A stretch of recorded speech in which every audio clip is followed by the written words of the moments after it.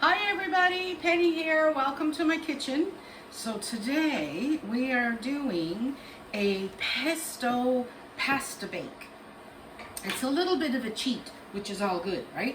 So I have one bag of, I think it's fusilli, the little tiny spiral pastas, in the pot, and it'll be ready in 1 minute. Then we're going to drain those, and we also have some half ground beef, half ground pork. You could do either or. You could even use ground chicken or ground turkey.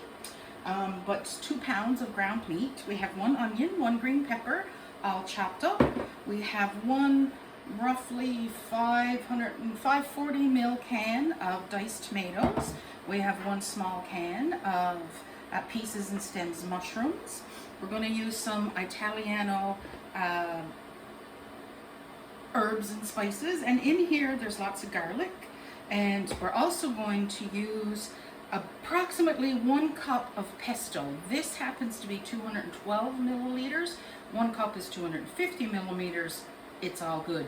And this also has some garlic in it, so we don't have to worry about chopping garlic or anything like that. So our pasta's almost ready. Now the pasta calls for 10 minutes boiling. I'm only doing it for 8 because it's going to continue cooking in our casserole. And you can preheat your oven to about 325. We also have 2 cups of cheddar cheese and roughly 2 cups of mozzarella cheese. I think that's everything. So, excuse me while I turn off the timer. There we go. And Barry, can I trouble you to get a strainer and strain this into the sink? And I will just lay this over here to one side for Mr. Barry. And in the meantime, I'm going to put my pan over here. The machine does not like it when you lift your pan. So because this is a stainless steel pan, we're going to let it warm up a little bit. That apparently is the trick for stainless steel pans, to get them to be as non-stick as possible. If you were to put the meat in a cold pan, stainless steel pan, and put it on the heat, it would stick. But if you let your pan heat up a little bit first, then put your meat or your butter, oil, and say fried egg in there, it won't stick. So they say. We shall find out. I did that over here with the ground beef and the meat, and it was wonderful. It didn't stick. It was perfect. Okay, so can you put that back in the pot, Barry? And then I'm going to show everybody what I do to keep the pasta from sticking to each other. Because we're not going to use that pasta right away. We have to fry up our little bit of onion and green pepper first. So, we're not going to rinse it. If I was making like a pasta salad, a cold pasta salad, I would rinse this in cold water and all the starches would rinse off, and then it wouldn't stick to each other. But I want all these flavors and the cheese and the meat and the tomatoes to stick to this pasta. So I am not rinsing it. But if I leave it to cool on its own, it's going to be one large clump. So what you can do is take some olive oil, or whatever oil you have in the house, just a couple of tablespoons, mix it together, and then it won't stick in one clump, which is fantastic. So we'll just set that aside again. So that's our pasta done, 1 large bag. You can use macaroni, you can use rotini, you can use penne, you can use spaghetti, you can use whatever pasta you want. It's all good. Okay, so our pan is heated up. Now we're going to add in our green peppers, and our onion. There we go. It's nice and hot. There we are. And we're going to add in 1 heaping tablespoon of the Italiano or mixed Italian spices, whatever you have. And the reason we want to do that is because these are dried spices or herbs, and we want them to wake up and give us their flavor. So the little bit of oil that's in the pan will help to do that. And I am going to add just a little bit of salt.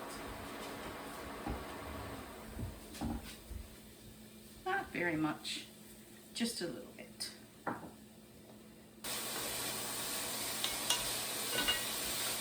There we go. So we'll just bring this over.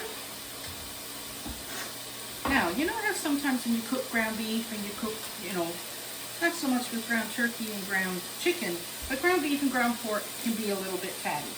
Well, if you take a paper towel and you just rub it along the pan, which I've already done, like that, it soaks up almost all of the oil.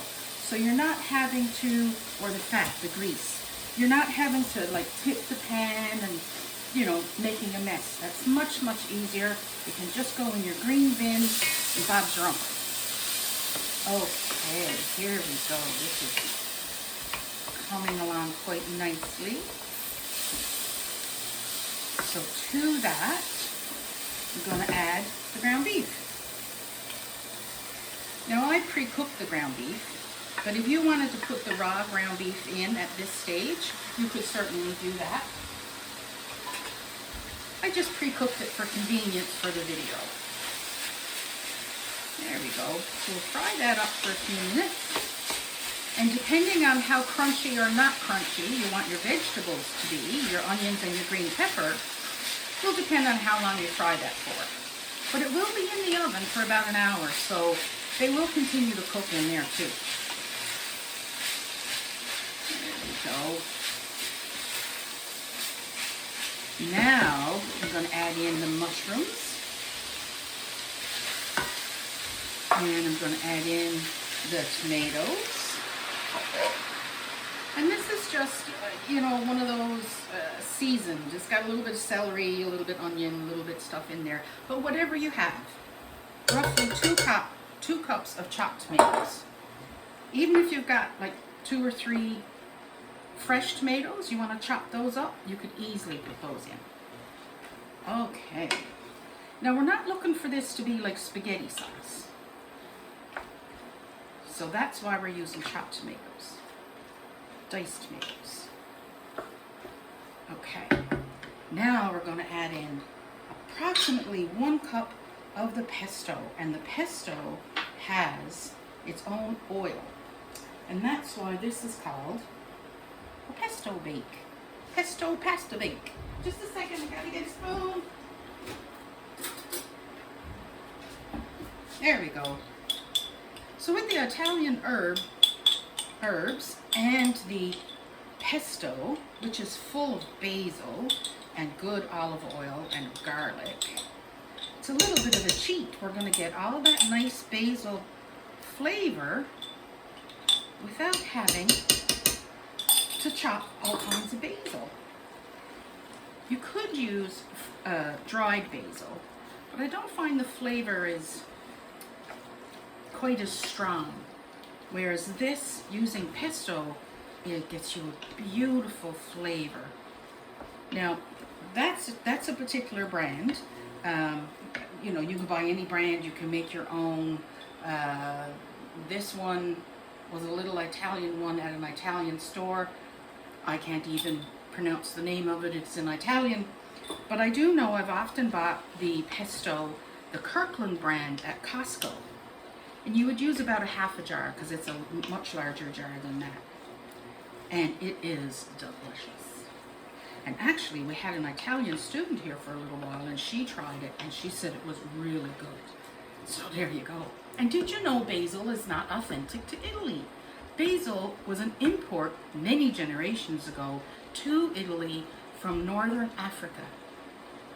I think that's cool, but it's all good. Okay, so this is now ready. Our pasta is now ready. So we're going to start assembling. I do need to get one more big spoon.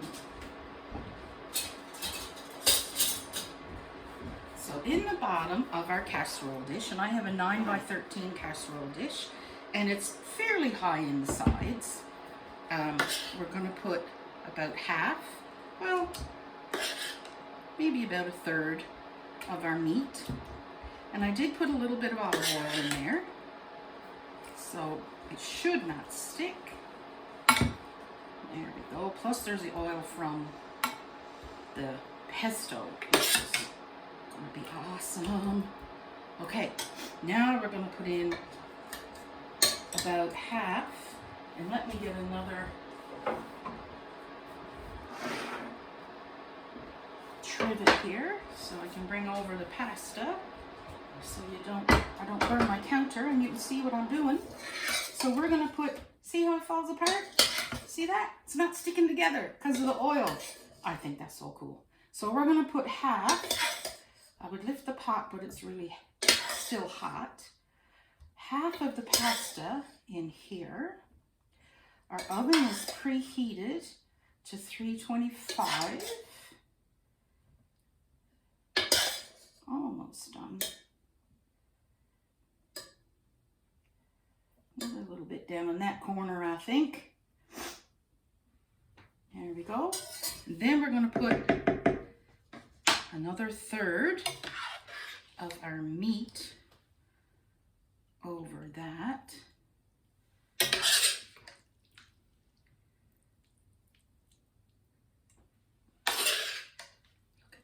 Oh, it's going to be so good. Between all those Italian herbs and that basil pesto. Oh, it smells so good. Then we're going to put about half of the cheddar cheese over this part.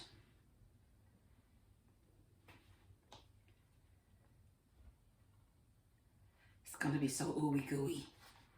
And then we're going to put half of the mozzarella cheese over this part.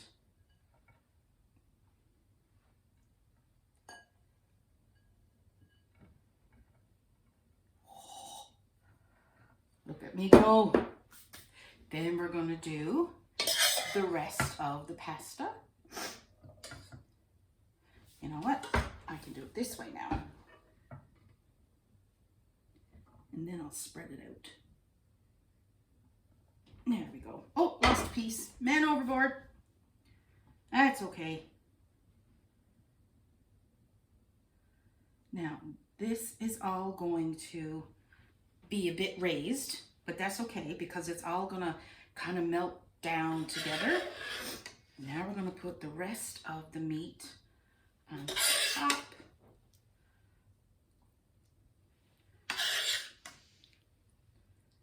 Oh, that looks so good.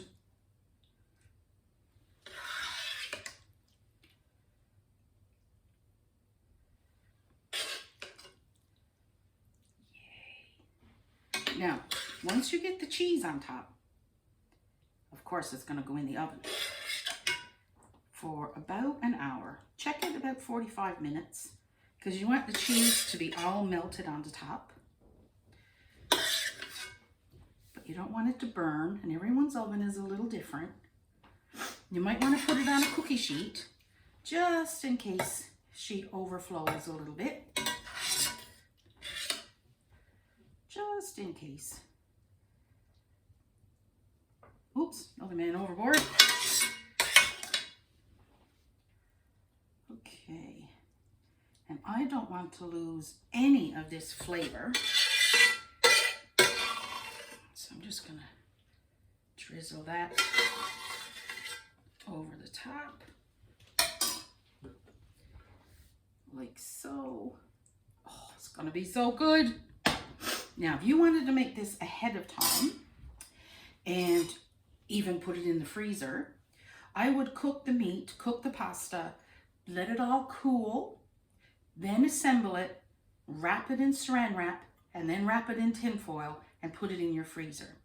And then I would take it out of the fridge in the morning that you're going to bake it, let it more or less defrost. It's not going to completely defrost, but then take the wrapping off and put it in the oven approximately, again, 45 minutes to an hour until it's all heated through. So this is a great recipe to make ahead of time. You could even just put it in the fridge overnight if you let the ingredients cool before you assemble them. And then the next day, when you get home from work, pop it in the oven and Bob's your uncle. So it's a great recipe for that. Make ahead thing. And you know what? If you've got 2 casserole dishes, it's no more work to boil 2 packages. You just need a larger pot of pasta or fry up 2 packages of meat. You have to chop up an extra onion and an extra green pepper, but that's it. You can make one for tonight and put one in the freezer for next week, next month. It's all good. So I'm gonna pop this in the oven for about an hour, clean up the mess I'm making, and then we'll be back. There we go. Yay! Hi everybody, back again. So here is our pesto pasta bake. And it smells so good. Let's take up a little bit here and see what we can do. I'll do this corner. Oh my goodness gracious. Woohoo! Hey Caitlin! Caitlin just got home from work at Oregon Tool. Absolutely fantastic. Look at that. Talking to the people at home. Oh my goodness. Oh, that looks so good. Let's see if I can.